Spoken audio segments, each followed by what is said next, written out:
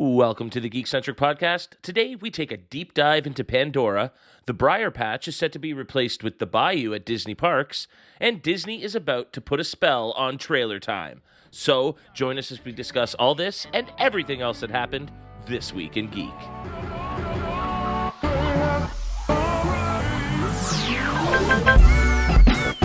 Love ya.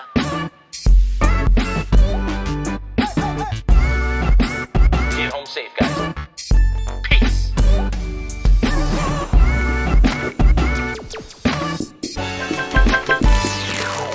Hello, my name is Kev, and if you're joining us for the first time, well, we are Geekcentric, a podcast covering the world of movies, TV shows, toys, collectibles, gaming, and all things geek-centric.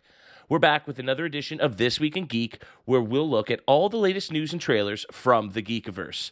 Of course, I can't do this alone. Now, if I'm the leader of this week's show, that would make me the Winifred Sanderson of this podcast, which of course means I'll be joined by, well, at least one of my Sanderson siblings. He's much like a witch in that he's always making magic on this show, but instead of riding on a broom, he's casting spells into mics on a boom. It's my witchy friend, Nate. How you doing, bud? I'm doing good. Can I be Najimy? Can I be Kathy Najimy? Yes, is that okay? Everyone wants to be Najimy, of course. Let's go. So wait, so you're Bette Midler.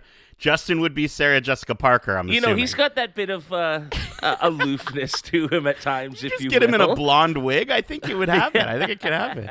I'm doing good, man. I had an interesting day. I was scammed on eBay on a purchase that I had made, but thankfully the wonderful people at eBay helped me to get my money back. And then I immediately spent it again. So there we go. great. Well, yeah, you have to. I mean, if you get the money back, it's just got to go back on. Was it on the same item that you had originally intended to purchase? Yeah, I ordered nice. a Steam Deck off eBay because I don't want to wait till the year 2025 to get one, because then the next one's going to be out by then. And their production, they just announced actually recently that they doubled their production, but that doesn't do anything for me if I order today. So yeah, I took the plunge. I spent more than I should have, but I'm excited to get that Steam Deck in my hands and talk about it on the podcast. Oh, it's going to be amazing. And you know, we were sort of talking quickly off air about this, and it is just nice that in today's day and age, I mean, 5 years ago, it could be a real hassle if somebody scammed you, trying to get the money back and everything. But places like eBay, things like PayPal, they've really shored up all their services to give me as a purchaser a lot more confidence. Yeah, man. I want to know, what was your first eBay purchase? Because for everyone, I think everyone has their first eBay purchase. It's a really big deal back in the day because, like you were saying, it was kind of the Wild West. We had no idea how anything worked. It was just like you go on the internet, you're giving someone somewhere money, and they ship something to you. What was your first eBay purchase? I'm almost positive it would have been my signed Joe Carter bobblehead. That's an eBay purchase for sure. Yeah, him leaping in the air in momentum of his big home run in 1993, winning the World Series, and that went off without a hitch. I've since bought, dozens and dozens. I don't want to say hundreds, but it might be, of Pops and other such collectibles. And always going, why didn't I buy it when it came out? I knew I was going to want it. Didn't buy it at retail, and then ended up paying 5 times or more. That should be eBay's slogan. You didn't buy it. You didn't buy it when it came out 5 times or more. Like that's it every single time. My first purchase that I can remember when I was really young, it was like my parents had to help me with it and everything. And I ordered, and I don't know why, but it's like dumb kid things that when you're a kid, you want certain things because you think you're actually going to use them. We got off eBay a didgeridoo. A legitimate didgeridoo Nice. From Australia. It better be, yeah. It was like legit. The seller was in Australia. We were like, oh, this is the real deal. I have no idea how much my parents paid for it, but it had like a wax top on it, and it was like ready to go. And I managed to get a noise out of it, but dude, I gave up pretty quickly on the didgeridoo. They are incredibly difficult to play. But I do like that you got an authentic one. That's not something you want to buy from like Dayton, Ohio. Right. That's got to be from the source. So that's awesome. Wicked. Well, now that we've got our purchasing info out of the way, I think this is an excellent time to jump to the news. all about the details. All right, well, our first story comes from Ryan Gajewski at The Hollywood Reporter. Apparently, Taron Egerton says he's met with Marvel's Kevin Feige, hoping for a shot to play Wolverine, though the Rocketman actor admitted he would be a bit apprehensive if given a chance to play the X-Men character. After portraying Sir Elton John, Taron Egerton is hoping to someday embody a different iconic figure. Of course, we're talking about Logan. The actor, 32, has met with Marvel Studios brass, including President Kevin Feige, saying that he would like to follow in Hugh Jackman's footsteps as the next Wolverine. I don't think it would be wrong to say that, Egerton said. I'd be excited, but I'd be apprehensive as well, because Hugh is so associated with the role that I'd wonder if it'd be very difficult for somebody else to do it. The actor went on to say, but hopefully if it does come around, they'll give me a shot. Jackman, who co-starred with Egerton in 2016's terrific Eddie the Eagle, last played the X-Men member in 2017's Logan. This isn't the first time that Egerton has spoken publicly about the character. In 2019, he told British GQ that he was aware of some Marvel fans' hopes that he'd be cast as Wolverine. So I know we've talked about this topic a whole bunch on the podcast over the last few years, but could you picture Eddie the Eagle as arguably the most iconic X-Men character? Is there another actor you still think would be better suited for the role, or do you just want them to cast the part so the speculation can end? It's funny. I think we've definitely talked a lot about the ideas of, do we ever get to see Hugh Jackman mixed in with our modern day MCU people? Do we get to actually see that when the X-Men make their debut, or at some point? And so the idea of going with a completely different cast. I mean, again, with the multiverse, I think anything is possible, so we could technically get both of those options. But I think, I think didn't Taron Egerton come in up as like an option for a total recast at one point when we were talking about Wolverine? Or I think one of the three of us might have done it. I'm a huge Egerton fan, so it might have even been me, even though I've kind of switched gears a little on who I'd have play the character now. Right. I could totally see that being me, just because the guy's just so charming and likable. I think he'd be a great younger version of the character than we sort of got with Hugh Jackman. But at 32, he's not too young that I don't think you can age up pretty easily with some facial scruff and and you lower the voice a bit and toughen up. So no, I could definitely see him in the role. Yeah, and it's better. It's almost better that he's a bit shorter, right? I think that's the character originally, right? And so maybe go I'm just trying to picture it in my mind though. Like, do they go with the orange jumpsuit style, right? Do they go classic? Because I think if they are going to do a different, this is a new Wolverine, they need to differentiate from the black jacket, the white T-shirt, and the jeans and the haircut, right? Like, they need to sort of find a way that, okay, not only is it a different, is it Taron, but it's this is we're mixing it up a little bit. We don't want to remind you of Hugh Jackman, because I think that is one of, especially, and he says he's nervous about it. I would be nervous too unless they were going a completely different direction with it. And even then, that's still got to be pretty scary, because you'll never satisfy all of the MCU fans, all of the Marvel fans, all of the Wolverine fans. There's always going to be those people that are just going to be like, well, it's not Hugh Jackman, so it's not good enough, right? So exactly, you gotta almost approach it, like a Venn diagram, where you've got your diehard only Hugh Jackman, you've got your anybody else. Let's try something new. You got to try and hit that circle in the middle that bridges those two gaps, right in the sweet spot there, and just forget about everybody else, because like you said, you'll never please anybody. But yeah, I just don't know if I can picture him as the really short, stout, original version of the character, like you said, in that orange outfit. I don't. Who would you want? It's interesting. We've talked about it, right? Who would you want? So I've definitely talked about it, at least with J-Law. But I am 100% for Canadian-born actor Jared Keeso from Letterkenny fame. Yes, you did bring this up. Yeah, I think he'd be terrific in the role. He plays a tough guy perfectly in the show. He's the best fighter in Letterkenny, after all. And his delivery of just sarcastic, mean humor, the jokes and everything, the way he could pick on Cyclops, I think he'd just be perfect for the role. And being a Canadian gives him super brownie points for me. So that's my long shot. I'm not going to say I wouldn't be a little disappointed, but I don't expect that to happen. I could see it going to somebody with a bit more name power, like a Terran here. Interesting.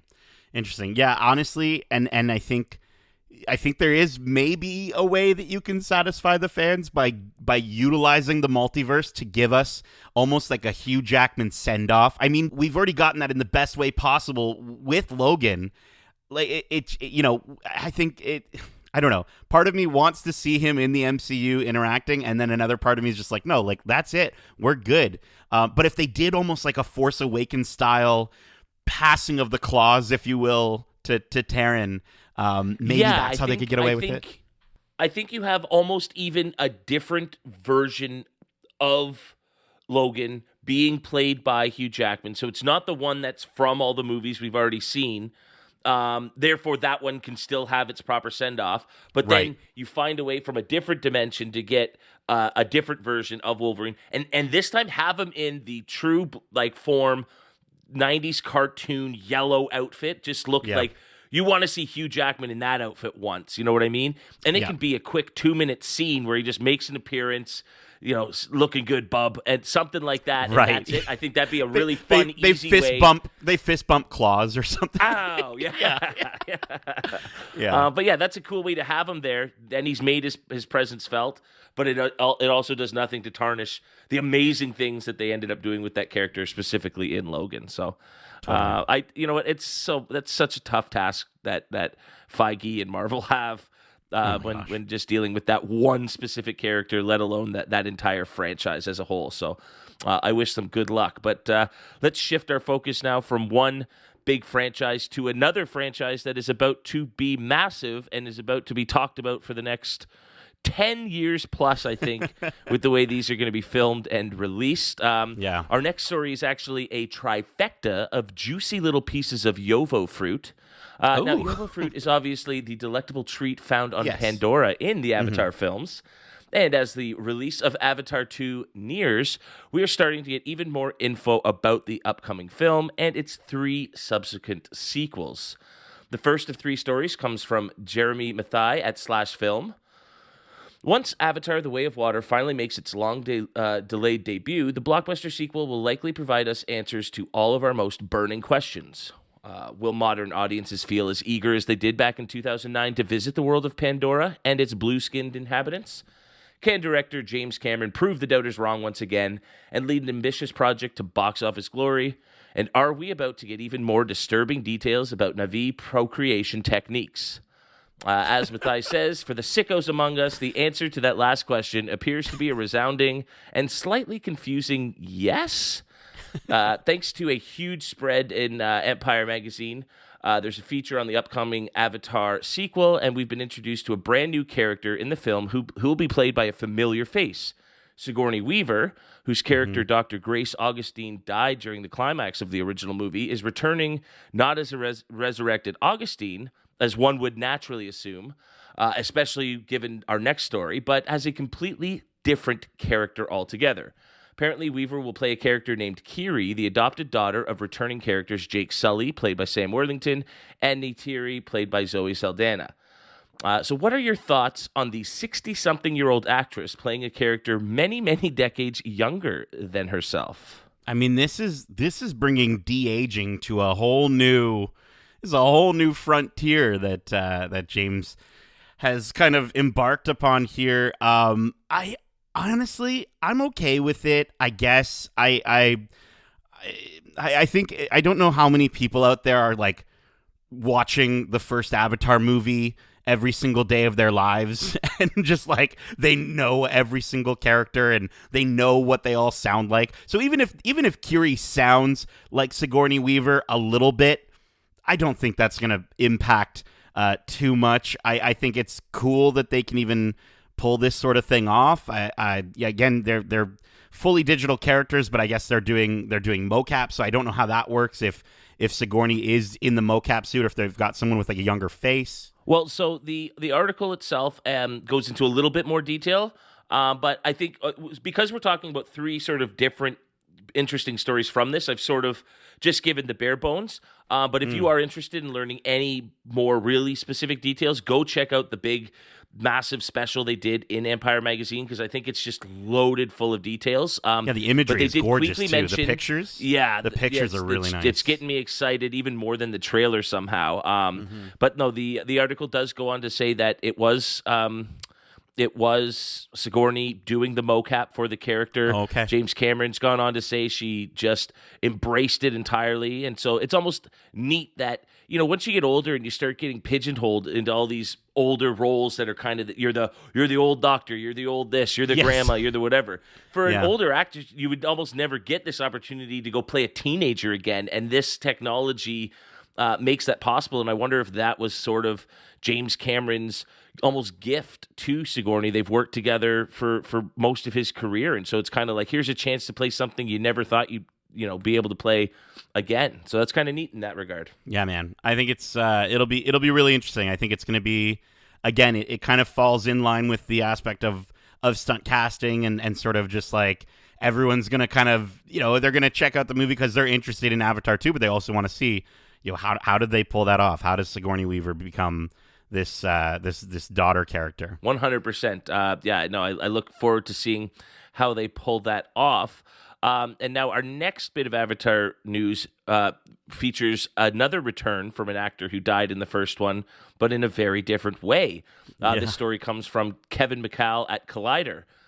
With the death of his character, Colonel Miles Quaritch, in Avatar, many were surprised to learn that Stephen Lang would be returning to the role in the upcoming sequel. With so much anticipation and speculation for the movie, the actor revealed more details about this return, again, in the Empire Magazine article that I've referenced. The villain, who was killed in the first film after receiving 2 arrows to the chest, will be returning in the sequel as a recombinant, which are Avatar clones that hold the memories of human soldiers. Wow. The characters won't be returning alone, as the film will have a whole set of Avatar soldiers ready for battle. With the memories of what happened to him from the first film, this newer version of Quaritch is now on a quest for revenge. Quaritch won't be the only one coming back for revenge, as the RDA, the same company from the first film, is also set to return with newer technology to combat the Na'vi. The company will once again be stripping for more resources from Pandora, but this time around, they have an eye for its oceans. Unlike the Hell's Gate facility seen in the first film, the RDA has now built a large city on Pandora called Bridgehead, with a 3D printing facility that will be used to create weapons. With the return of the same villains from the first film, alongside a set of Avatar soldiers ready for battle, Avatar: The Way of Water is shaping up to be an action-packed spectacle that audiences have come to expect from a James Cameron film. So I wanted to ask, with so many returning characters, themes, and story elements, does this sound like a bit too much of a rehash of the first film? Or, with James Cameron as director, who you trust to make bigger, in fact better, much like he did with Aliens, is that what you think we'll get here? It's funny because you're reading out all these descriptions of what are they called? The combinator, whatever they are. The recombinants. Recombinants, right? Recombinants. We got a 3D printing facility that's making weapons. Again, you're reading it all out, and I'm just like, this sounds like the stupidest thing ever. But to be completely fair, and we're huge Star Wars fans, there's a lot of moments in Star Wars that we could read out to someone who's never seen it, and they would be like, that sounds like the silliest thing ever. So I trust, as you said, he's good at making sequels. I'm a little bit disappointed if Quaritch is the big bad. I really hope that's not the case. I hope there's some sort of additional main villain besides him, or someone that he's working for, or in some way, because I don't, again, like you said, is it going to be too similar to the original? I think, we're putting him into a Na'vi skin suit, and if he's doing the exact same things, it could end up feeling a little bit too samey, even though he's got the power of the Na'vi. I don't know, man. It's a very interesting and interesting idea, but it's just like, you've got how many of these movies that they're going to be doing, and you're bringing this guy back already? Like, what if they had saved that for like a fourth one, and then they could have had one character just turn and without any explanation say, Colonel Miles Quaritch, somehow he's returned. And that's all they need to say according to Star Wars rules. Like they could have made it a bigger impact. I'm a little worried about this aspect specifically. See, now, like you said, when at first glance, reading it the first time, I think I'd be right there with you going, oh, man. But I think reading more about how planned out these 5 films are, he's not just saying, I want to make 5 and I'll figure out the story as we go along. He has apparently plotted these out, and there are reasons things are happening when they do, and it's all about, creating a huge, sweeping narrative. And so I think the idea here is this is almost your bridge villain between movies 1 and say 3, where it combines a little bit of a step forward with also a little bit of familiarity before we just jump right on to maybe the next bigger, badder threat. And so if that's the case, and I mean, Stephen Lang was terrific as the villain, a bit the role's a bit stereotyped and a bit cliched, but he brought a lot of energy to it. And so to think of him being bigger, badder, and angrier than he was in the first film, and hell-bent on so much more than just stripping resources, but getting revenge. I think that's a natural progression of the character and could actually work. I'd be intrigued, the old adage of if you can't beat him, join him. I'd be intrigued to see if, his army of soldiers that have been brought back as these recombinants, like if maybe we get to see some of them switch sides, join our Na'vi forces. When we first saw the trailer, and I think we might have talked about it on a podcast, but we kind of had speculated, okay, maybe there's going to be another tribe that doesn't agree with, Jake Sully's tribe and Natiri's tribe. Like maybe they're going to be at odds, but clearly it's just these recombinants that are walking in with the guns blazing. So it'll be interesting to see. I wonder if they have a way to even go so far as to redeem his character into something else. I think could be interesting. But if it ends up just being like literally it's just a revenge mission for him, that doesn't sound all too compelling. So I need obviously we're not too far out. It's, what is it, December that we're getting the movie? Yes, December 16th it'll be hitting theaters. So we've got a little ways to go, but that's also time to find out a bit more, hopefully not too much, but a bit more about maybe what the film really centers on and what it's going to be about. And, again, I think James Cameron has done so well with sequels in the past that I maybe trust him. Now, speaking of James Cameron, our final story comes from Ben Travis at Empire Online, who says that the director might not direct Avatar 4 and 5 himself. Oh. James Cameron's always been a filmmaker with a vision, a director who sees and imagines possibilities that the rest of us simply can't. And after changing the game with Avatar, taking a high-concept original idea and turning it into the highest-grossing film of all time, his next vision was to create an epic new 4-film saga set in the same universe, telling a huge story on the glowing planet of Pandora. The first of those films, which we've been talking about so far today, Avatar: The Way of Water, hits cinemas, as we said, this December.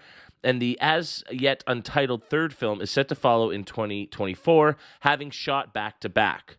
Down the line, Avatar 4 and 5 will go into production, also planned to film together. But while this whole endeavor was Cameron's idea, one thing that's less certain is whether he'll be the one to direct those final 2 films.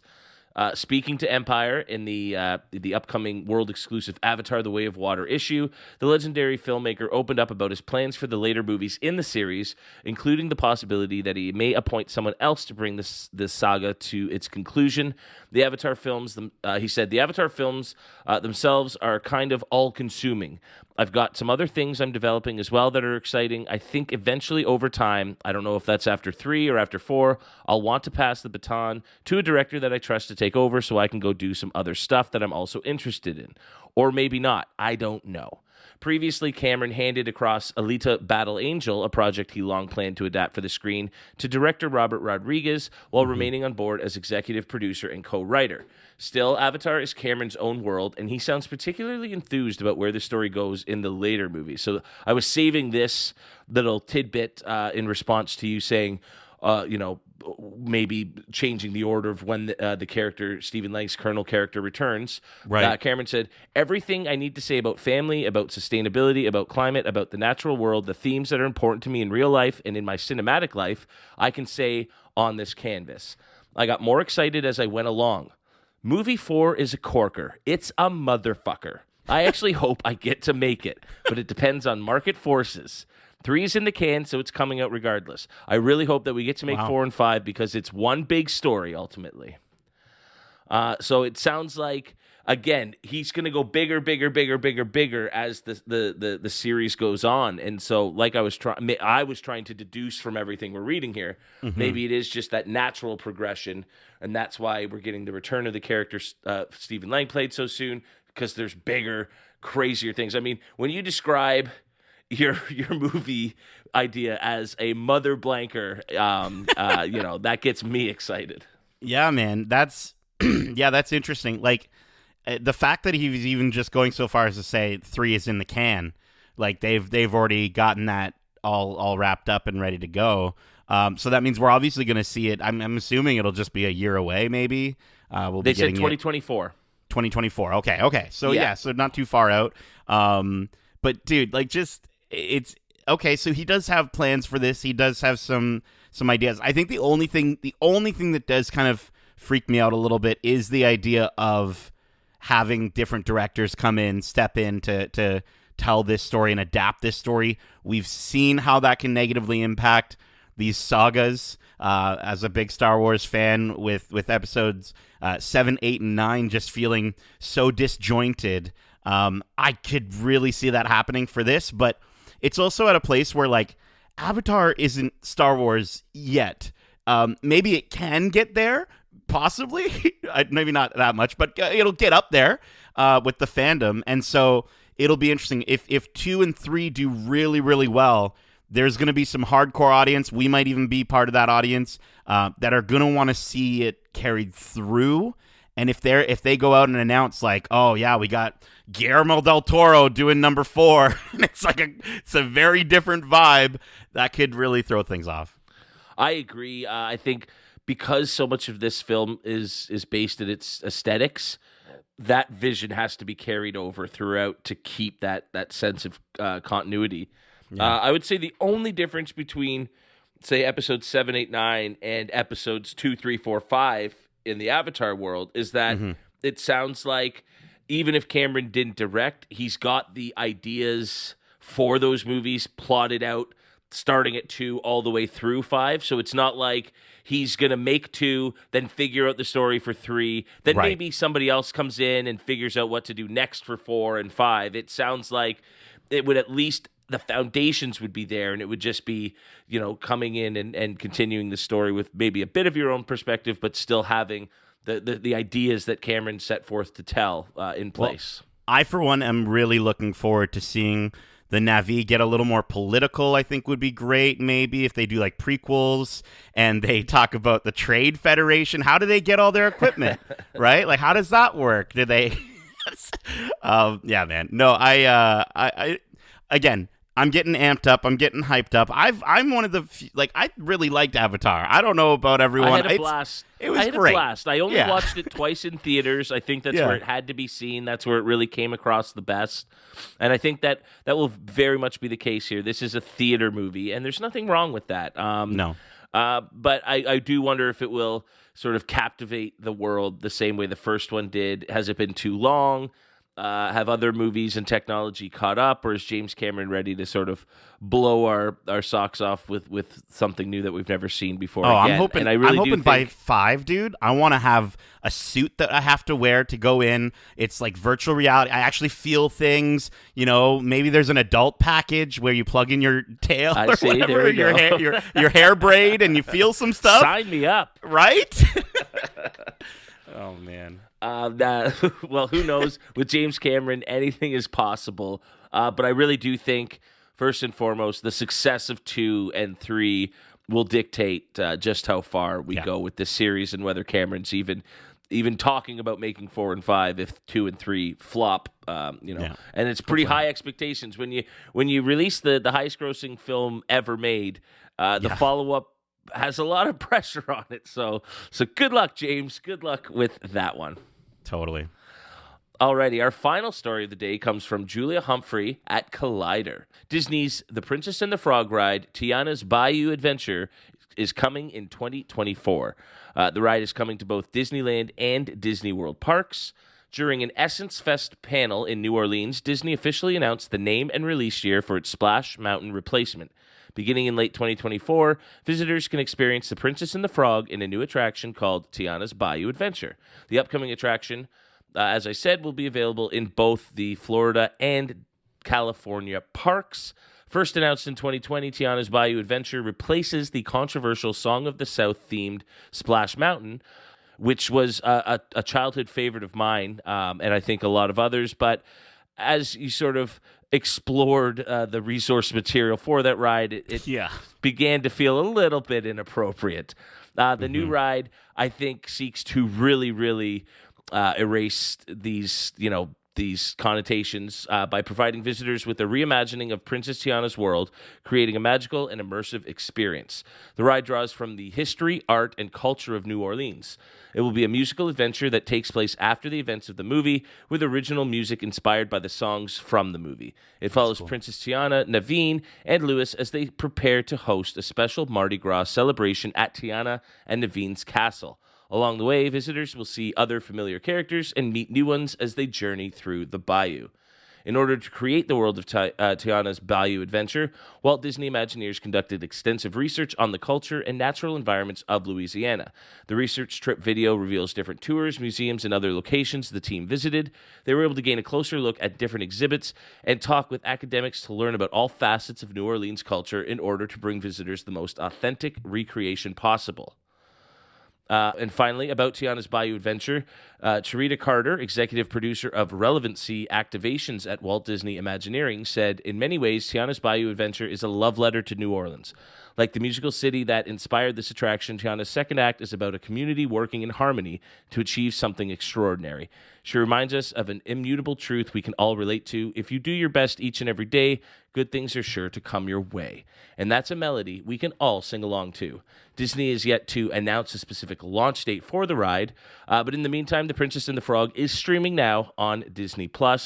And I will just start by saying, if you haven't seen that movie or haven't seen it in a while, check it out. It is, in my opinion, maybe the most underrated Disney animation film ever, perhaps. I think so. It doesn't get almost any other love. It's so amazing. It's such a throwback to the old animated classics that we grew up with, our parents grew up with, our grandparents grew up with. It's just such a great throwback. Tiana's a great character.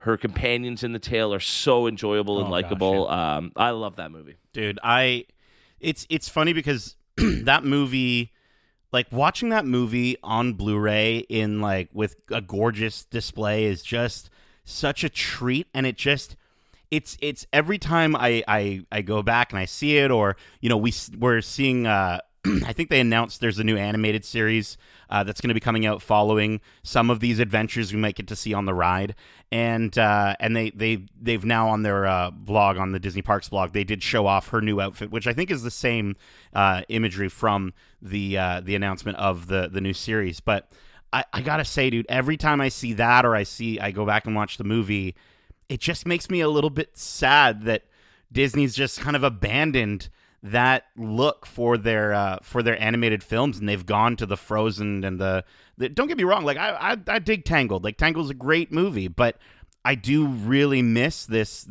updated version of the classic cartoons, and I think it would be really dope if they brought that back. As far as the ride is concerned, yes, I did watch the video of the Imagineers exploring New Orleans and kind of taking everything in. I think that's awesome how they do that. Like, imagine getting to be on that trip and just being one of the Imagineers. It's just like all paid trip all across New Orleans. You get to go to these different historical locations, and you're literally just taking pictures on your phone so you can go back and put it into a ride.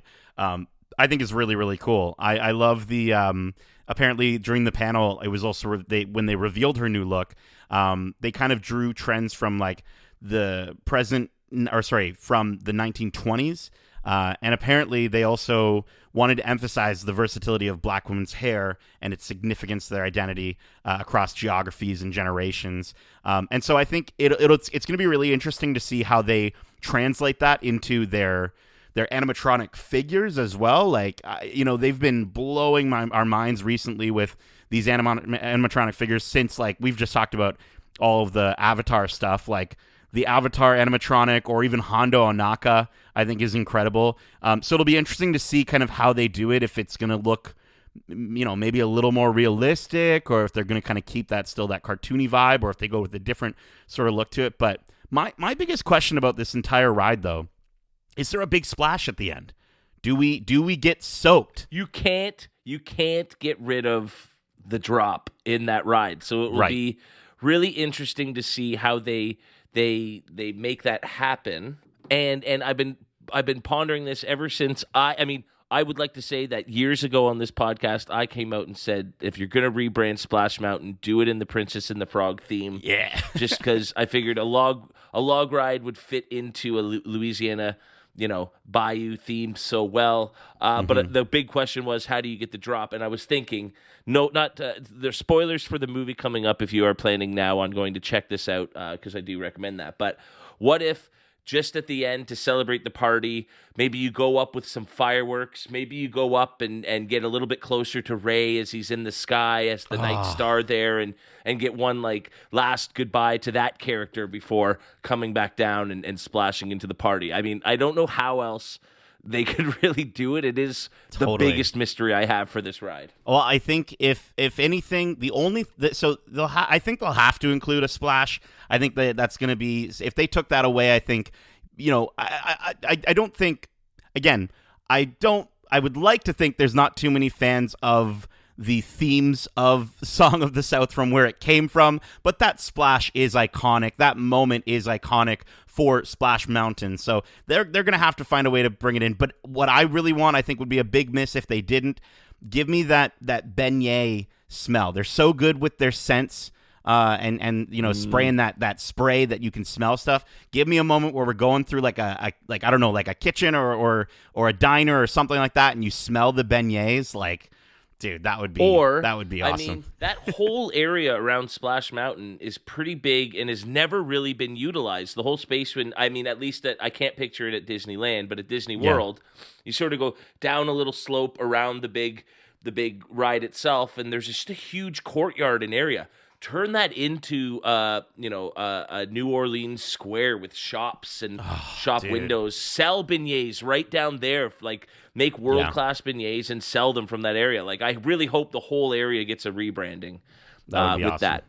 That'd be awesome. I'm stoked for this. When is this, 2024? Late 2024. 2024, yes. So we'll have to go around the holidays. Yeah, imagine that, or maybe our if we do a California trip in 2025, it'll be right there, ready for us to check out. But there we go. I'm certainly going to be excited, and I think this is and I mean this in the best possible way. This is such a woke way for Disney to fix the mistakes of the past and to celebrate everything that is Black culture and the differences in different parts of the world and the country and everything like that. I think it's an awesome opportunity, and it sounds like they're working really, really hard to embrace that as best they can. Yeah. People are like there's so many mistakes that these corporations have made. And so getting to see this, I think, is fantastic. Let's keep going, though. I think, obviously, there's a lot more that can be changed. And obviously, with all the recent events that have been happening in the States, there's just more and more outcry, I think, for these places that, we use as an escape to still embrace and understand that and bring that to the forefront. Because it's, again, not everyone, even at Disney World or Disneyland, can escape some of these realities. And so I think, addressing that and talking about it and bringing it to a conversation, even on a Disney ride, I think is really important. So I think I'm stoked absolutely for this. And so, and think about the best way to sort of to teach, to educate, to reach somebody with a message is when they're engaged. And what where are you ever more engaged with your surroundings and what's going on than when you're sort of lost and having a good time at a Disney park? So, yeah, totally. No, it sounds like this is going to be a really cool new experience, and I can't wait. Now, I had mentioned that Princess and the Frog is available on Disney+. And speaking of movies on Disney+, there's a movie on there that I watch every October that is getting a sequel this year. And so I think we ought to talk about that now because it's trailer time.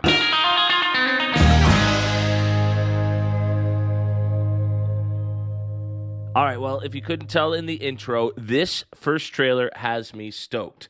This Halloween season, some legends never die. Hocus Pocus 2, an original movie event, streaming September 30th on Disney+, stars Bette Midler, Sarah Jessica Parker, and Kathy Najimy reuniting for their highly anticipated Disney Plus original movie, Hocus Pocus 2. The live-action, long-awaited sequel to the perennial Halloween classic, which brings back the delightfully wicked Sanderson sisters for more comedic mayhem, will debut, as I said, on September 30th. It's been 29 years since someone lit the black flame candle and resurrected the 17th century sisters, and they are looking for revenge. Now it is up to 3 high school students to stop the ravenous witches from wreaking a new kind of havoc on Salem before dawn on All Hallows Eve. Hocus Pocus 2 also stars Doug Jones, Whitney Peake, Lilia Buckingham, Belisa Escobedo, Hannah Waddingham, Tony Hale, Sam Richardson, Juju Brenner, Froy Gutierrez, Taylor Page Henderson, and Nina Kitchen. The film was directed by Ann Fletcher, written by Jen D'Angelo, and produced by Lynn Harris. So, Nate, I know this came out last week at some point, and you said, I've never been too big on the first one, or it was never that sort of, as it's described here, a perennial watch for you around the Halloween season. What's wrong with you, man? What's wrong with you? You know what? It's more along the lines of just like, it wasn't in my eyeballs growing up. I didn't follow along with it. I didn't grow up with it as much, and so I think I just never became enamored with it as much as obviously other people have. And I'm excited to kind of go back and check it out. I'm fairly certain, like, I've watched it, but I can only remember maybe the beginning. I think there's a part where somebody comes out of the ground or something. I think. Absolutely. Yes. Okay. Yep. All right. So see, there's something up there, but this looks interesting. This looks kind of like they're going to be focusing on this younger cast. I'm wondering, like, the 3 main leads, the Izzy, Becca, and Cassie. I'm wondering if maybe this becomes kind of like a Force Awakens thing. Like, maybe they're going to try and stop the Sanderson sisters, but then they're cursed to become the new witches of Salem. Because, Disney, they like to make money. And so, like, are they going to do a third one? Or are they going to do a reboot? Or are they going to do a series with this, given its popularity? I'm wondering if maybe that's the direction this goes. But I like Sam Richardson. I enjoyed him in Werewolves Within and The After Party. And he looks like he's kind of playing, like, the character that sort of starts this adventure for these girls. And the sisters look great, obviously. I just think this is kind of weird, though. Like, why aren't they releasing this? I'm searching online of, like, what is being released on Disney Plus in October. Because, like, why are they doing this in September? Why not a month later to coincide with the events happening in the film? I mean, maybe the idea is to kick off the Halloween season, right? I guess. I mean, that's the only thing. And I think with Halloween, if you release a movie 4 or 5 days before that, once November 1st rolls around, people are thinking Christmas. People are moving on to, in the States, they're thinking about even Thanksgiving and Black Friday with the sales and everything. So I think this is your better way to sort of capitalize on getting an audience to watch for a whole month rather than trying to get them in 4 or 5 days before focuses shift. Yeah, it looks like I'm just kind of looking here because we've got some episodes of Andor will still be going on in October. She-Hulk is going to be going on. Bad Batch is going to be going on. So I guess maybe it's a little bit overstuffed in October. But yeah, dude, overall, I'm excited for fans like yourself who are really into it. Do you think it's going to be something that I'm going to have to watch the first one, right, to get into this? You think? Absolutely have to appreciate it. I think it's it's a classic movie that, I mean, I might be biased because I've just kept watching it year after year, so it's tough for me to say. I haven't watched it in 15 years, but it really holds up. But I think even just the performances of the witches is enough that the movie, they're terrific. They bring it all. Bette Midler is so amazing, and she doesn't look like she's lost a step here. Yeah. And I'm just excited to see them back up to their old shtick. I think there's some really fun supporting members here, much like in the first one, that could lend some fun to the events. And I wonder if it won't be too much of a rehash of the first story with a bunch of kids bringing them back and having to stop them. But I'm also just down to see another adventure with these three sisters. Well, I don't know if this is a spoiler or not, but I am seeing, looks like we will be getting some flashbacks to the younger days of the Sanderson sisters, because I am seeing three young actresses cast as young Winifred, young Sarah, young Mary. So that might be an interesting, sort of wrinkle. Maybe it's just for like a second, or it's like they call back to something that happened. But I don't know, man. That's intriguing to me right there off the bat. And again, I'm just, given that we're following three female, younger girl leads, I'm wondering if there's going to be some sort of parallel between the Sanderson sisters' stories that we'll get to see in this and their own. Because, I feel like Disney's going to want to milk this. They're going to want a Hocus Pocus 3, or they're going to want a Hocus Pocus, the original series on Disney Plus, where we get to follow these new witches that are honoring the legacy that came before. And this is maybe the pass off. I don't know. Everything's The Force Awakens for me, Kevin, okay? I'm sorry. There we go. Yeah, I'm sorry. You're going to have to shake that eventually, but it's okay.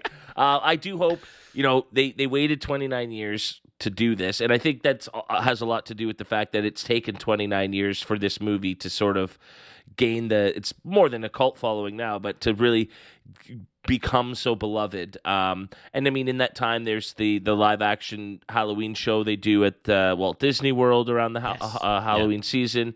But I mean, I noticed, because I'm in there looking at stuff every year, I've noticed so much more Hocus Pocus toys and collectibles in like Spirit Halloweens and stuff. Every year it just increases and becomes more and more. So I just think it's fun for a new generation to get their own Hocus Pocus, and for older folks like myself to be able to share that with their kids eventually, with their we'll each have our own Hocus Pocus. That's a lot of fun for me. So I just hope it was worth it to have waited this long and to be bringing it back now. I hope it's because they have a really fun movie and a really fun story to tell. But yeah, and when Robbie's old enough, she'll be watching the remake of Hocus Pocus 2. I think she'll be so excited for the remake of this sequel at some point, where they bring back the younger cast. This is one of those the older ones.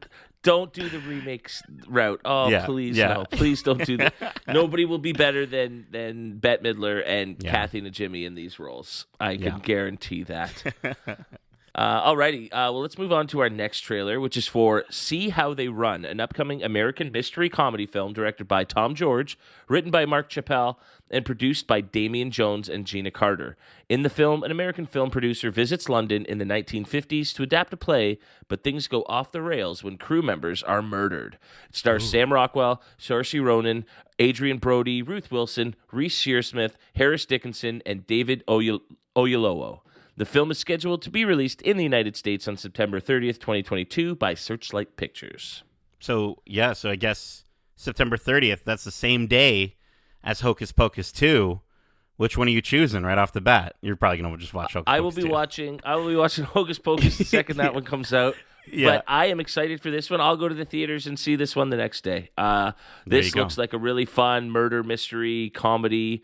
I love that type of film. I think Knives Out did such a great job to show how fun that sort of film can be, and this, I think, has a similar vibe, if not a bit sillier, especially at least with Saoirse Ronan's character. She looks like she's going to be an absolute hoot in this. Yeah, I mean, her character's name is literally Constable Stalker. So, like, she's clearly going to be stalking. Maybe Sam Rockwell's Inspector Stoppard is his name. which is just, they're a little on the nose with some of these names. But I love the idea that, this is Knives Out, but goofier, a murder mystery theater taking place what seems like in a theater and then playing out like a stage play. I think the coloration and the sort of the set design looks really cool. It looks, again, like you're watching a play on stage. Just how sort of fake things look in the background, even though that is their real world.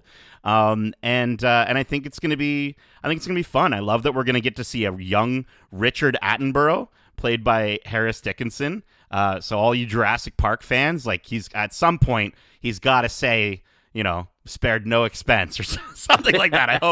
I hope we get to hear some sort of allusion to it. But I think it's going to be fun. I think they're going to do the thing where we're going to get to see Leo is played by Adrian Brody. We're going to get to see his murder played out by each member of the cast. So they're all going to have their own sort of spin or tail on it, and that's maybe how they keep his character going throughout the moment. Because you don't cast Adrian Brody for the first 5 minutes of your movie and kill him. Like, it's got to be, we got to keep going. There's a point. There's a reason for him to be there, and I think you've nailed right on the head with how they're going to do that, and that just creates so many fun possibilities. I think I hadn't heard of this one until the trailer came out, and I always have a lot of fun with those ones where they sort of surprise you. It's almost a bit like Only Murders, where it just sort of came out of nowhere, and I think surprised a lot of people. So yeah, hopefully we have a winner here. But the next, once we get through what I like to call, blockbuster season, not that I've coined that or anything. It's just, the summer months. I think Kevin's blockbuster season.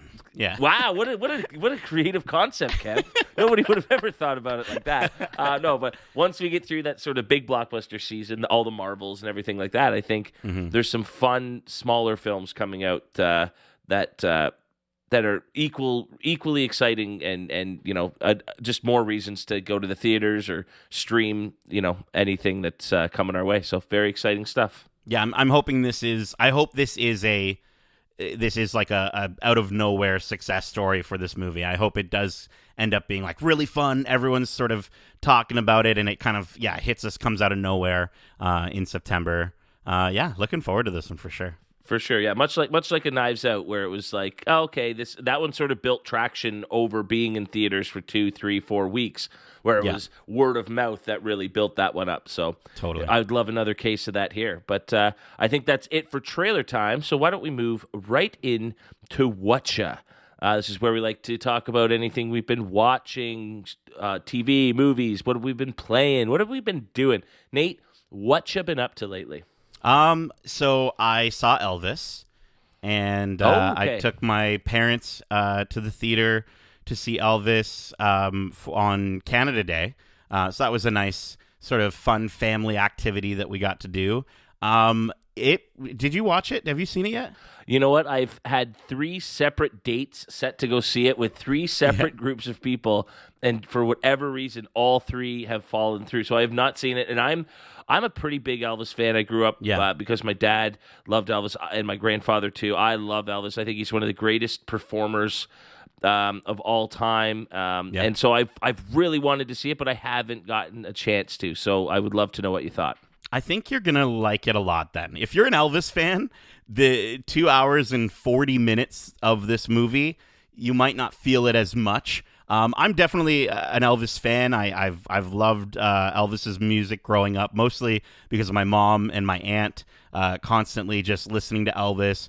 My aunt's son, my cousin, looks a lot like Elvis, a young Elvis, so he's always sort of dressed up and done his hair that way at times and taken certain black and white with a blue hue on the image and made himself to look like Elvis. But I will say, like, I didn't think I was going to like this movie as much as I did. When we watched I think we did a trailer time for it at some point, and Justin and I were like, this is looking like it's way over-dramatized. And I will say, at times it is over-dramatized, but I don't think when I was watching the trailer that I fully understood the concept of, like, who the movie is about. It's about Elvis. He changed music in general quite a bit, and so getting to see him at times, it's like they portray him as a superhero, And I didn't know this. I didn't know that he was a huge fan of Captain Marvel Jr.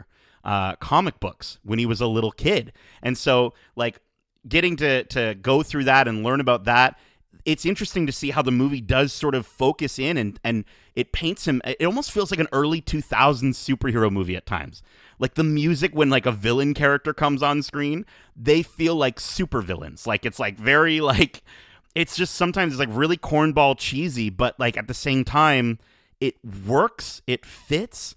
Elvis is larger than life, and I think this movie feels that way in mostly good ways and sometimes negative ways. I actually, speaking of supervillains, I didn't enjoy Tom Hanks as Colonel Tom Parker as much.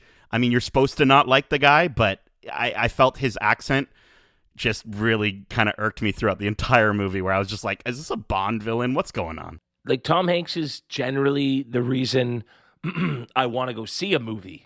Because he's in it, and just based on the trailers, I don't think the prosthetics, the fat suit that they have him in looked all that good, at least from the trailers. His accent did sound really forced, and this is one of the all-time greats we're talking about, and it just seems like he sort of lost the role and what he was trying to go for, and it did seem very hokey and over the top just from the small snippets in the trailers. Yeah, man, I never quite got over it the entire time, and I was a little disappointed by that because I love Tom Hanks. I think he's brilliant in a lot of his other roles, but this one didn't work. I will say though, Austin Butler, holy crap, dude, absolute shocker. He's a little bit newer to the scene, and he was perfect. Like, he was perfect as Elvis. I think, I learned after watching it that, like, as young Elvis, he did all the singing, and I was, like, blown away to hear about that. They only transition when he goes into older Elvis, where they bring in the original recordings of Elvis Presley. Just to get that deeper timbre and everything. Yeah. Sure. And but this young, skinny-looking Austin Butler Elvis was great. And there's moments where, in the movie where I was looking at it and I was like, did they cut to like a real footage of Elvis in this moment? And it was Austin Butler. So it was really, really cool. There's some moments where we get to see his Hollywood acting, and they show, like, they literally recreate the look of those movies. It's so cool to see. If you're an Elvis fan, you're going to love it. Go see it in the theaters. If you're not as much of an Elvis fan, but you're interested by the movie, I do think you could wait. To see it streaming. It won't be that long these days. They don't keep those movies too long off the streaming platforms. But the only other thing I'll say, again, without spoiling anything, it's still not it's not an uplifting movie. I'll say that. That's all I'm going to say. Obviously, for those who obviously know how the story of Elvis goes, it's not, you're not going to be walking out of that theater going like, wow, what a adventure. Like, it's a bit of a down note, but it's right. It's really impressive. I enjoyed it way more than I thought I would. And now, one last question, have you been a big Baz Luhrmann fan before? I can't say I've seen a movie of his. I don't even think I've seen, what's the big one that you told me to watch? Moulin Rouge. Moulin Rouge, yeah. Okay, so this isn't going in with because I do still think you should check his stuff out, because I do think liking musicals and everything that you would enjoy some of his work. But so that's also been a bit of my concern is if it borders too much on a musical rather than a movie about music. Definitely not. Definitely not. Beautiful. There's a lot of music in it, and I will say there's moments where I was just like, kind of as a music fan and a fan of Elvis's music, giggling, and sort of the way they use the music. Like they mesh it with the score in certain ways, where you hear themes of, like, you hear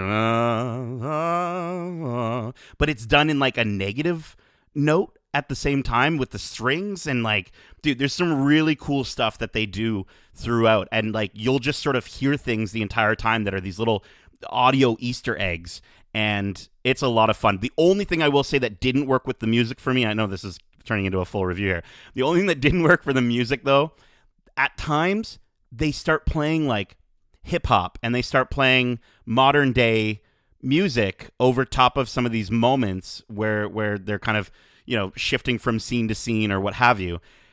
And I get the idea. I get the intention was to say Elvis has sort of helped shape what we know of this modern music and even some of these genres.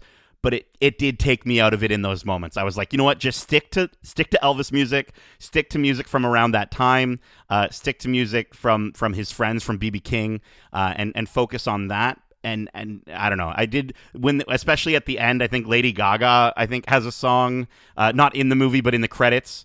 I'm pretty sure. Okay. I'm pretty sure. I don't know if that was there for a sec. yeah, Lady Gaga comes out on stage, performs with Elvis as a hologram. No, that does not happen.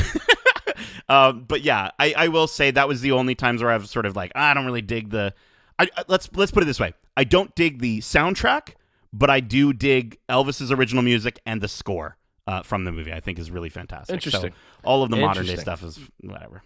Yeah, good stuff, man. What's ya, Kevin? I've been going on about the King. Yeah, what's ya been no, up to? That's good though, because I don't have much to contribute here, just because. With stuff going on in life, I had weeks of content to catch up on, including a few episodes of The Boys, Miss Marvel, and a few other shows that I'm watching. So it's pretty much been catch up week for me. But I did get a chance to play a video game that I've been dying to play lately and hadn't had a chance yet. This one won't thrill you too much, unfortunately. But this weekend, I had planned on watching the Jays play 3 games in 2 days. There was a doubleheader on Saturday and a game on Sunday, and all of those games were disastrous. The Jays were losing and pretty much done by the second, third inning often. And and if it's looking bad, sometimes I'll change the channel for a bit. I always stay following the game because I want to know what's happening. But when you have 162 games a year, if the team's just not playing well that day, it's not always the best thing to spend 3 hours just to watch them lose, So Totally. I ended up turning off all 3 games and shifting to some baseball of my own as I started playing MLB The Show 22. Yeah, so I was playing Road to the Show mode, where you create your character and start off in the minors. My career got off to a wonderful start as I was drafted by my beloved Blue Jays. Started off in the organization for their AA affiliate, the New Hampshire Fisher Cats. By the end of the weekend, I had put together a solid resume, batting .338 with 9 home runs and 32 RBIs, which was good enough to get called up to the AAA Buffalo Bisons. So I'm a few good weeks of playing ball away from getting the call up to the Blue Jays, living the dream to play at the Rogers Center and go for a World Series. So I hadn't played the game in about 4 or 5 years. And I will say, disappointingly, not much has changed. I'm not sure what it is about sports games, but they don't look much different than they did 5 or 6 years ago. Yeah. I'm not sure if they're, other than updated rosters, what the point of buying a version of the game every single year would be. But it was fun to get back in there and take some cracks at the bat. Yeah, it's interesting. These sports games for me aren't really anything that I immediately jump to, but I will say a lot of them are on Game Pass. So Xbox Game Pass actually does have the show 22. It's been one that I've been intrigued on looking at, and if it's right there on something I'm already paying for, then I might as well. I've gotten into like golf games before. Basketball games are a lot of fun. I love like NBA Street. I think is probably my favorite version of the basketball games. I like the arcade video games sometimes a bit more. Yeah. I mean, I find these real based, like the true sport games, they're almost as hard as playing in real life now. Like the graphics haven't improved that much, but all the physics and everything behind the game have gotten so real that it's like it's almost as hard to play. And like when I'm playing a video game, I want to just bash home runs. I want to be the best in the world, and it's hard to do in the realistic simulators. But those arcade style games, like you said, NBA The Streets, used to be. NHL Hits was big on like GameCube. And NFL Blitz was another good one. Yeah. Oh, Blitz was amazing. Yeah. What was the one? There was the old arcade NBA one too, where you'd like the ball would start going on fire after you were throwing 3-pointers. Yeah. NBA Jam, I think NBA it was. Jam, Those games are dope. Those are a lot of fun for sure. And Yeah. anybody can get into those, right? You don't really need to know too much about the sport. It's just outscore your opponent, which is why those, any of the Mario sports games have just been so good and so fun and so inclusive. It's because you can just pick up a controller and all you're trying to do is hit the tennis ball back or score some goals in soccer. Yeah, man. Mario Strikers Battle League is great. It's on Switch now. Like, I don't know if you got a chance to play it, but it is, dude, I'm really loving it. I will say this though, probably it's easy to start and play. One of the most difficult of the games to master though, if we're talking about difficulty. There's so many controls to sort of map out in your head. Every button does a different thing. It's not like you can just run and like mash A. Right. Yeah. But at the same time, it's not realistic because you've got a little mushroom toad man, head button of a fiery soccer ball or football. But yeah, man, I hear what you're saying with the sports games. I think those are probably the only ways that I'm going to be ever playing these sports. So yeah, man, cool. All right.